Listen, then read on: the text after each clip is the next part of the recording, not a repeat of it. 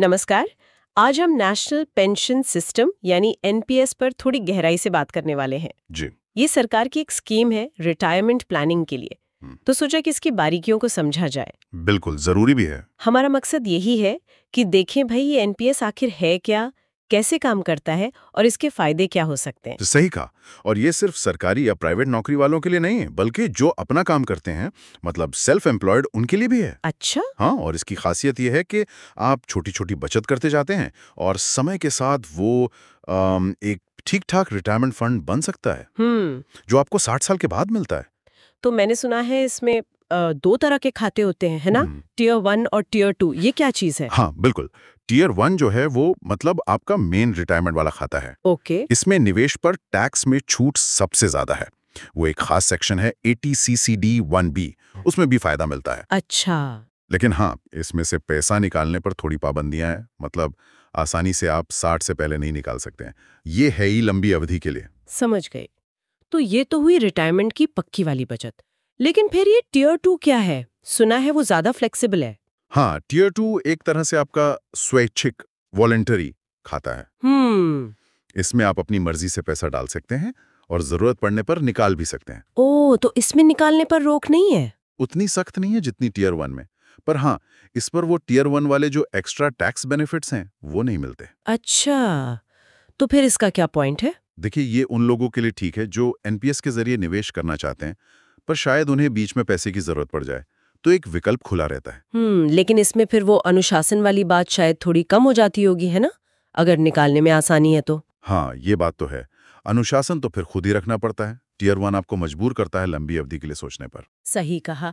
अच्छा, अब सबसे जरूरी बात पर आते हैं, रिटर्न्स। पैसा बढ़ेगा कैसे?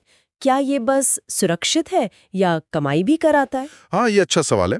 देखिए, एनपीएस का पैसा जो है वो प्रोफेशनल फंड मैनेजर संभालते हैं। अच्छा। हाँ, वो इसे इक्विटी यानी शेयर बाजार, सरकारी बॉन्ड और कॉर्पोरेट डेट जैसी अलग-अलग एसेट क्लास में लगाते हैं। तो मतलब हमारे पास चॉइस होती है कि पैसा कहाँ लगे? जी हाँ, इसमें विकल्प मिलते हैं।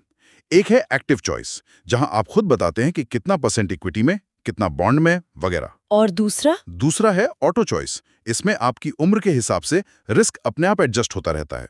जैसे जैसे उम्र बढ़ती है, इक्विटी का हिस्सा कम होता जाता है और पैसा ज्यादा सुरक्षित जगहों पर चला जाता है। ये तो बढ़िया है।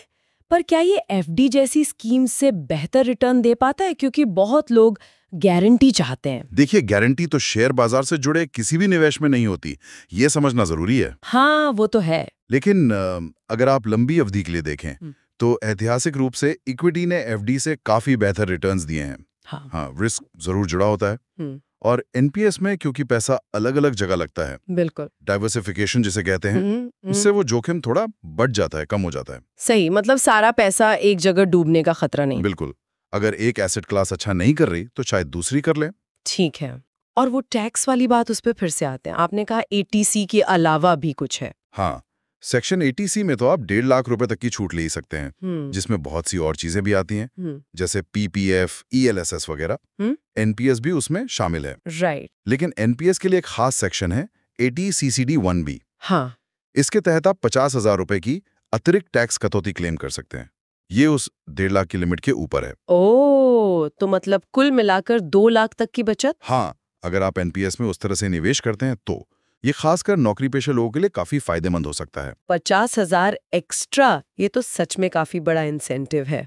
जी, और ये असल में सरकार का एक तरीका है लोगों को लंबी अवधि की बचत, खासकर रिटायरमेंट के लिए प्रोत्साहित करने का।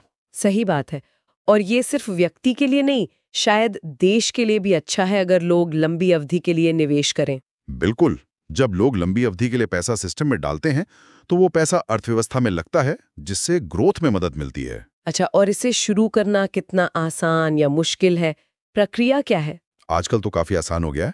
आप किसी भी बड़े बैंक या पोस्ट ऑफिस की ब्रांच में जाकर खुलवा सकते हैं। ऑनलाइन भी हो सकता है? हाँ बिल्कुल। एनपीएस की वेबसाइट है ENPS पोर्टल, वहां से आप सीधे ऑनलाइन भी खाता खोल सकते हैं। और डॉक्यूमेंट्स क्या चाहिए होते हैं? बस वही बेसिक केवाईसी दस्तावेज, आपका Aadhaar card, PAN card, bank account details, photograph वगैरह। प्रक्रिया काफी सरल है। तो अगर हम सारी बात को समेटें तो एनपीएस रिटायरमेंट के लिए बचत का एक अनुशासित तरीका लगता है। हाँ। सरकार का समर्थन है, प्रोफेशनल मैनेजमेंट है, टैक्स के फायदे हैं और महंगाई को मात देने वाले रिटर्न की संभावना भी है। हाँ, ये सब बातें सही हैं, पर यहाँ एक दिलचस्प सवाल भी उठता है सोचने के लिए। क्या? वो जो हमने बात की थी टियर 1 की सख्ती और टियर 2 के लचीलेपन की। हाँ। तो किसी व्यक्ति के लिए इन दोनों के बीच सही संतुलन क्या होना चाहिए? क्या लंबी अवधि का अनुशासन ज्यादा जरूरी है या तात्कालिक जरूरत पड़ने पर पैसा निकालने की छूट? ये तो व्यक्तिगत परिस्थितियों पर निर्भर करेगा शायद। बिल्कुल। और ये चुनाव कि कोई व्यक्ति कितना अनुशासन चाहता है और कितना लचीलापन, ये उसकी अपनी वित्तीय सोच और शायद आत्म अनुशासन के बारे में भी काफी कुछ कहता है ना। इस पर सोचना